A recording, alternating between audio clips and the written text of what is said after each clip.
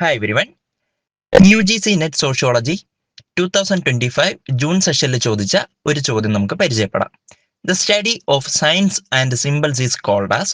The study of science and symbols is called as. Options ഉണ്ട്: hermeneutics, semiotics, epistemic, semantics.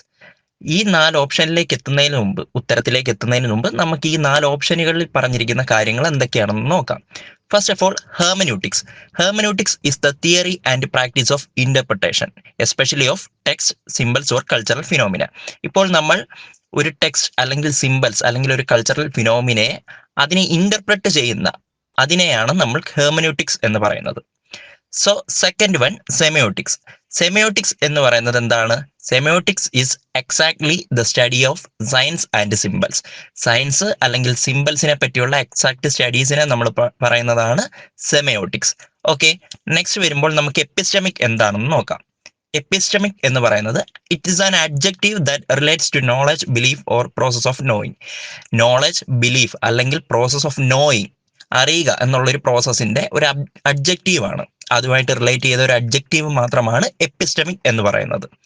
Okay, epistemic means അതൊരു Greek വേർഡാണ് എപ്പിസ്റ്റം. എപ്പിസ്റ്റം എന്ന് പറയുന്നത് knowledge എന്നാണ്.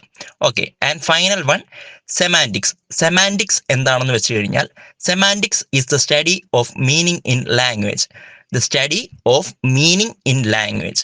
ഒരു ലാംഗ്വേജിലെ മീനിങ്ങിനെ പറ്റിയുള്ള സ്റ്റഡിയാണ് സെമാന്റിക്സ് എന്ന് പറയുന്നത്.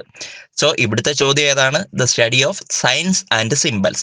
സയൻസ് ആൻഡ് സിംബൽസിനെ പറ്റിയുള്ള സ്റ്റഡി ഏതാണ്? ഓപ്ഷൻ 2, സെമയോട്ടിക്സ്.